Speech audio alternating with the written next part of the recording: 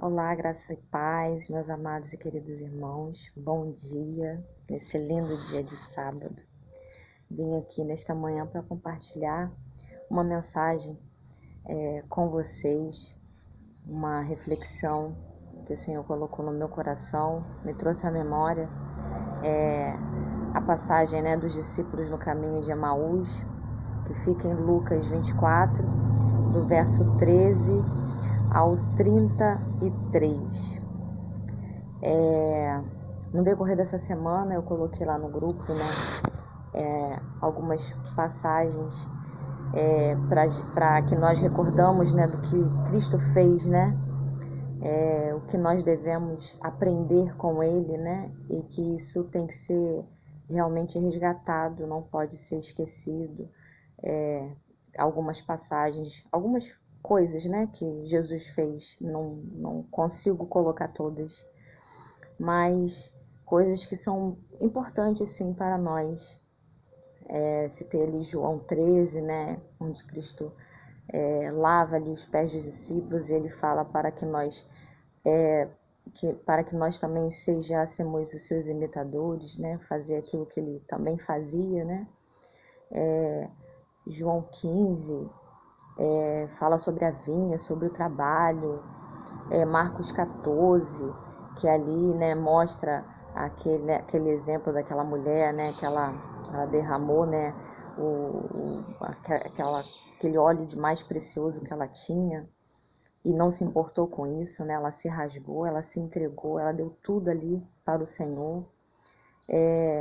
João 17, na oração que Cristo faz pelos seus discípulos, e João 19, sobre a crucificação dele, sobre ali a tristeza de ver o nosso Senhor sofrer, o nosso Senhor padecer por algo que ele não cometeu. E hoje eu quero compartilhar com os irmãos essa passagem que muito sabe falou no meu coração. Ontem eu estava nos meus afazeres, nos meus trabalhos, e escutei uma mensagem onde uma pessoa citou e veio como algo assim tão poderoso no meu coração, tão assim forte, e eu me emociono. Porque a palavra de Deus, ela é linda demais, ela se renova, a cada manhã. E a gente precisa realmente trazer, essa memória para as nossas vidas. E vou ler então para os irmãos. Lucas 24, do 13 ao 33, diz assim: Naquele mesmo dia, dois deles estavam de caminho para uma aldeia chamada Emaús, distante de Jerusalém, 60 estádios, e iam conversando a respeito de todas as coisas sucedidas. Aconteceu que, enquanto conversavam e discutiam, o próprio Jesus se aproximou e ia com eles. Os seus olhos, porém, estavam como que impedidos de o reconhecer. Então lhes perguntou Jesus: Que é isso que vos preocupa? E de que ides tratando à medida que caminhais? E eles pararam entristecidos. Porém, chamado Cleopas, respondeu dizendo: És o único porventura que, tendo estado em Jerusalém, ignoras as ocorrências desses últimos dias? Ele lhes perguntou: Quais?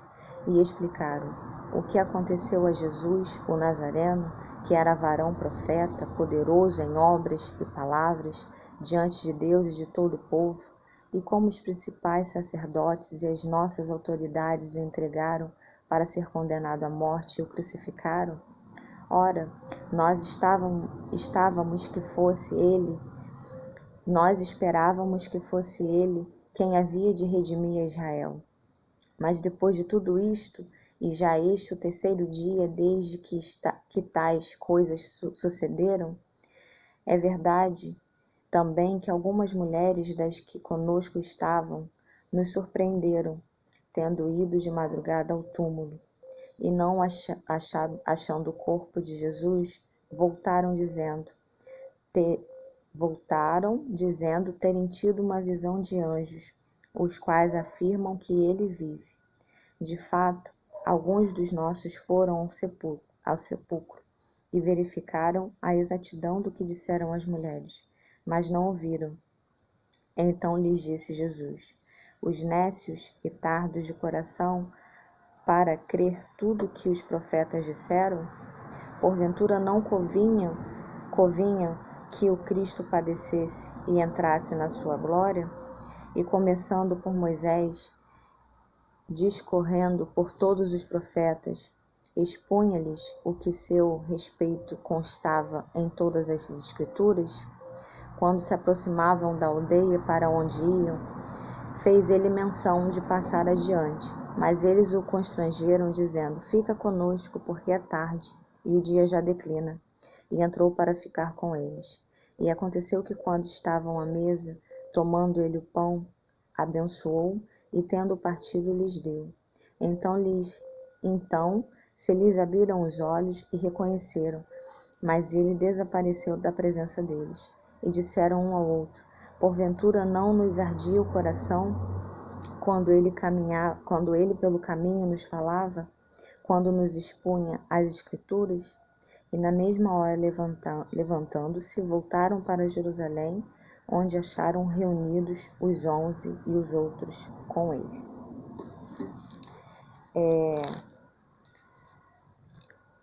Aí a reflexão, a pergunta é: quem é você no caminho de Emaús?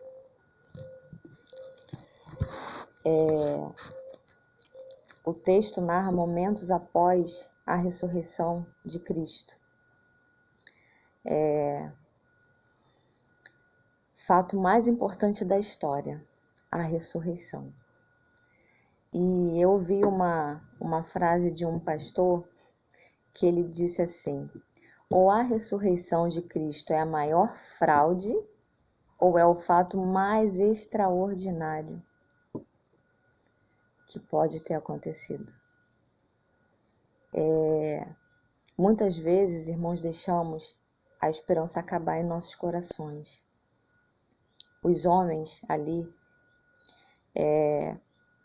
tinham caminhado com Cristo, tinham a melhor mensagem, tinham o melhor pregador, mas assim mesmo demoraram a perceber que estavam com eles. No verso 16,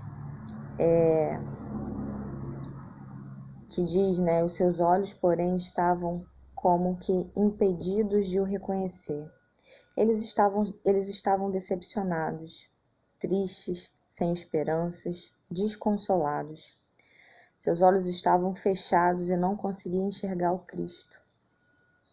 E aí, o que isso tem a ver com as nossas vidas, né? Será que foi só para os discípulos que caminharam com Cristo, que viram ele fazer milagres, né? As mensagens que ele falava, que ele trazia? Quantas vezes nós também, às vezes ficamos perdidos, às vezes ficamos sem esperança? Quantas vezes nós, em dias difíceis, ficamos desacreditados em algumas circunstâncias que não têm saída, né? Ficamos parados de forma que as coisas perdem sentido para nós. Romanos 8, 28 diz que todas as coisas cooperam para o nosso bem. E o que é isso? O nosso bem não é provisão nesta vida. O nosso bem é ter o caráter de Cristo em nós. No verso 21, ora, nós esperávamos que fosse ele quem havia de redimir Israel, mas depois de tudo isto, é já este o terceiro dia que tais coisas sucederam. Eles estavam sem esperança. Esses homens tinham colocado sua esperança em Cristo e na sua ressurreição, mas como não viram acontecer, perderam as esperanças.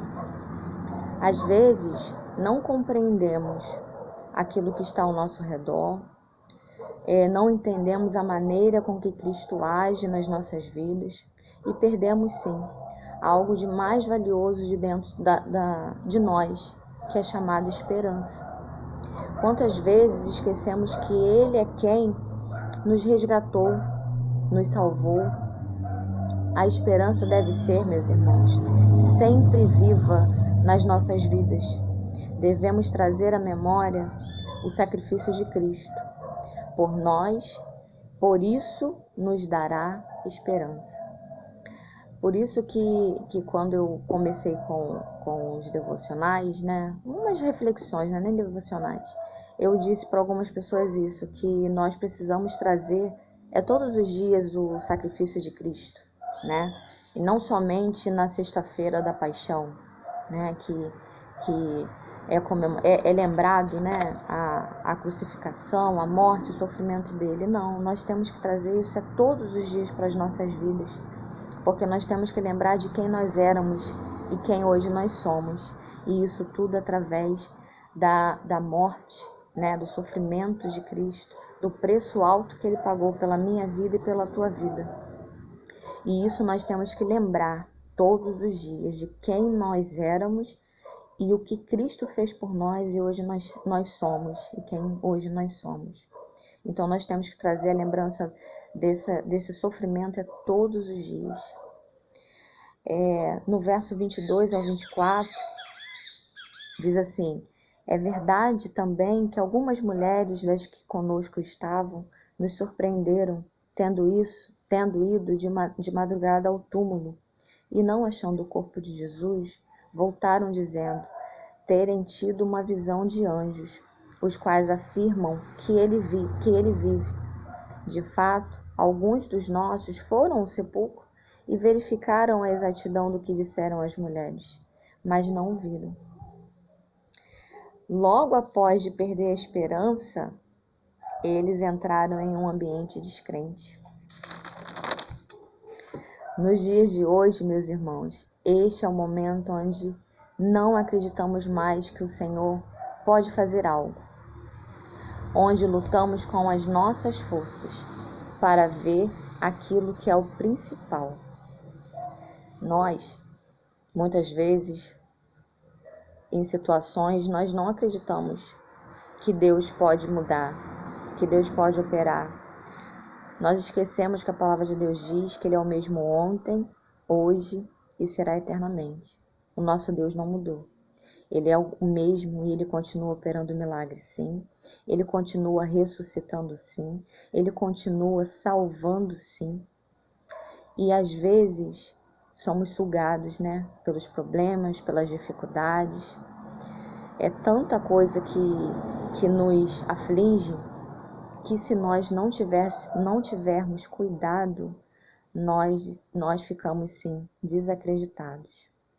Onde já conheci várias pessoas dizendo que não oravam mais porque achavam que a oração já não interferia, né, no agir de Deus, no decreto de Deus para tal situação.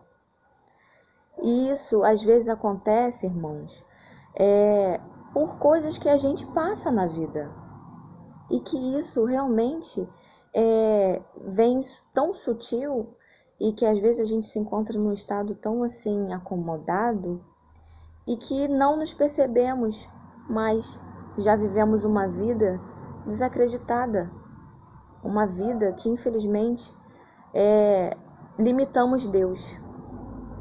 E isso aconteceu com aqueles homens, e isso acontece também conosco nos dias de hoje. Mas graças a Deus, que eu quero destacar aqui o verso 15, que diz assim: aconteceu que enquanto conversavam e discutiam, o próprio Jesus se aproximou e ia com eles. Jesus é o estranho companheiro nesta viagem. Jesus se dispõe a caminhar com eles até Emaús, e ele se dispõe a caminhar conosco todos os dias. Olha que coisa gloriosa. O Senhor, quando nos vê solitários e decepcionados com nossas vidas, nossos trabalhos, nossos ministérios, Ele se propõe em caminhar conosco. Primeiro Ele nos ouve nossas queixas e decepções. Quantas vezes achamos que estamos só? Quantas vezes? Mas não estamos. Ele está ao nosso lado, caminhando conosco e ouvindo tudo o que nós falamos. No verso 27, e começando por Moisés, discorrendo por todos os profetas, expunha-lhes o que a seu respeito constava em todas as Escrituras. Jesus é paciente em ensinar, irmãos. Depois de nos ouvir, Ele, por meio da sua palavra, vem nos ensinando, nos dirigindo. Ele nos traz à memória suas promessas. Ele não desiste de nós. Ele nos traz à memória, irmãos, os seus propósitos e nos faz compreender. Olha que amor lindo. Ele não desiste de nós. Às vezes achando, que estamos só. Ele não está nos vendo, Ele não nos ouve.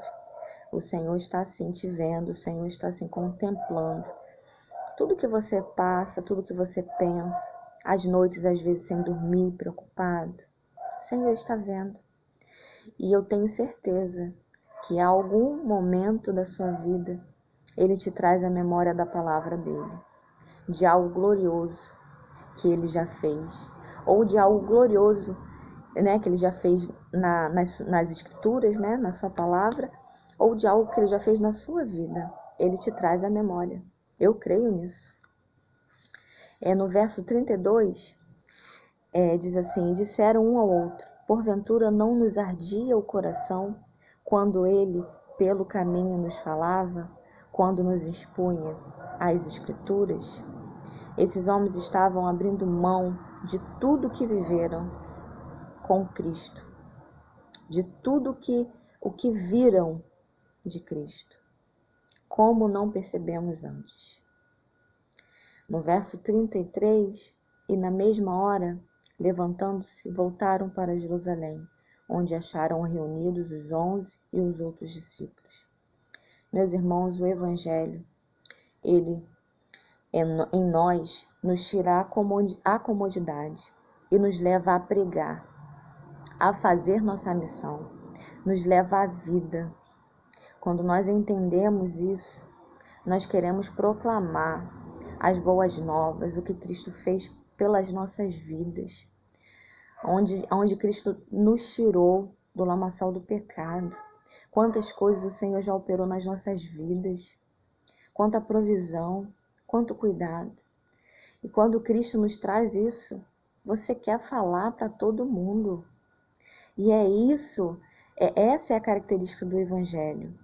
É de nós realmente levantarmos, é de nós realmente nos regozijar, encher mesmo de esperança. Porque nós temos que proclamar as boas novas de Cristo, proclamar o seu amor. E quando o Senhor nos traz à memória, nós realmente compreendemos a nossa missão. Quero concluir, meus irmãos, e fazer a pergunta que eu comecei. Quem é você em Emaús? Chegar lá é como chegar no fim do poço. Mas o Senhor vai lá e nos resgata e nos envia novamente para Jerusalém. Cristo está nos chamando para nos levantar de onde estamos e ver que Ele é a nossa força, que Ele é a nossa esperança. Como diz aí um ditado popular, a nossa esperança não é a última que morre. A nossa esperança, ela vence a morte. Não se concentre, irmãos, nos problemas, nas dificuldades, nas situações que estamos, enfrentando, e que cada notícia ruim, cada notícia triste, nos rouba a esperança, nos rouba, assim, a paz. A gente perde, o nosso alvo, o nosso foco, mas graças a Deus que é por alguns instantes, é por alguns momentos. Então, o que eu consigo ver e aprender com essa passagem é que nós não podemos nos concentrar nos acontecimentos. Nós não devemos nos desesperar. Nós não podemos ver somente a sexta-feira da paixão, né? Mas sim olhar a ressurreição, o que Cristo realmente venceu, o propósito que Ele tem para as nossas vidas. Isso sim nós temos que fixar, isso sim que nós temos que focar. O Senhor nos encontra, meus irmãos, nas nossas angústias, da nossa caminhada. O Senhor nos encontra nas exposições da sua Escritura. O Senhor nos encontra no partir do pão. Que possamos refletir nesta manhã. Que impacto a ressurreição de Cristo tem nas nossas vidas. Ele vive, Ele ressuscitou e por isso nós podemos crer no amanhã. Então, meus queridos, Cristo vive, Ele venceu a morte e a nossa esperança não está aqui, a nossa esperança é Ele. Então, que Deus abençoe a sua vida nesta manhã, que Deus abençoe a sua família, que Deus nos ajude a segui-lo, a ser fiel a Ele até o fim. Que Deus nos ajude a cumprir a nossa missão, a proclamar o seu Evangelho. E que Deus nos ajude a não deixar as pequenas coisas nos roubar o nosso foco, o nosso alvo, a nossa esperança e a nossa fé. Porque a palavra do Senhor nos diz, né, que sem fé é impossível agradar ao nosso Senhor. Então que Deus possa abençoar a sua manhã, o seu sábado, o seu domingo e o decorrer da semana. Esta é a palavra que eu quero compartilhar com vocês nesta manhã e que Deus continue falando melhor em cada coração. Fiquem com Deus.